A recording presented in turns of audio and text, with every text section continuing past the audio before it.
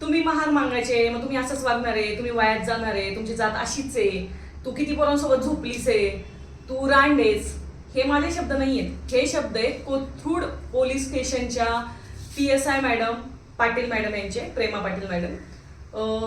Sambhajinagar police स्टेशनचे PSI Kamte sir यांचे शब्द हे आहेत एका दलित मुलीला घेऊन.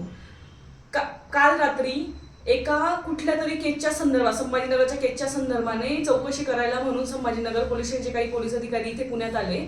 त्यांनी 3 दलित मुलींना त्यांच्या रूमवरून उचललं, चौकशीसाठी म्हणून आम्ही घेऊन जातोय असं सांगितलं, आणि 5 तास कोथरूड पोलीस स्टेशनच्या रिमांड रूम मध्ये त्यांचा छळ केलाय, मानसिक शारीरिक. त्यांना जातीवरून बोलले, त्यांच्या कॅरेक्टरवरून बोलले, तुम्ही किती लोकांसोबत झोपता, तुझी जात कुठली हे 5-5दा विचारून, मग तू ह्या जातीची आहेस तर मग तू असंच वागशील हेच अपेक्षित आहे.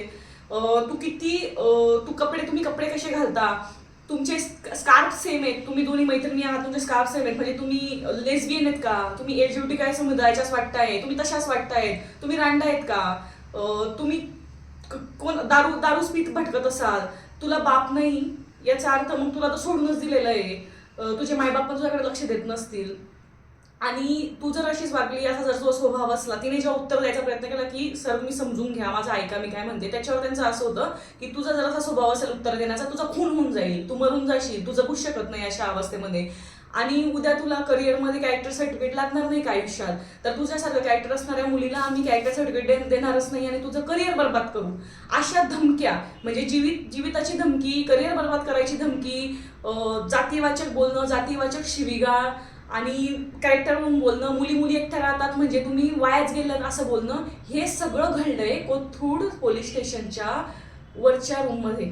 आणि हे दिवसाढवळ्या घडलंय, त्यांचे मोबाईल जप्त करून घेण्यात आले होते. आणि ह्या संदर्भात आपण आवाज उठवला पाहिजे. पोलिसांची ही ब्रुटॅलिटी आहे.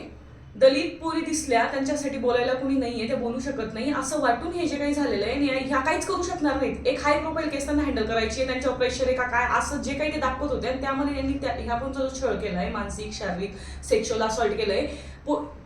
कामटे पोलीस जे ऑफिसर होते PSI, ते तिच्या अंगावर धावून गेले. लाथाबुक्क्यांनी मारलंच आहे, लेडीज पोलिसांनी खूप मारलंय, पण तिच्या अंगावर धावून गेले. तिच्या शरीराला चुकीचा स्पर्श, म्हणजे तिच्या शरीराला घाण स्पर्श झालाय, तिला असुरक्षित वाटलंय त्या जागेमध्ये 5 तास. तर या सगळ्याचं करायचं काय?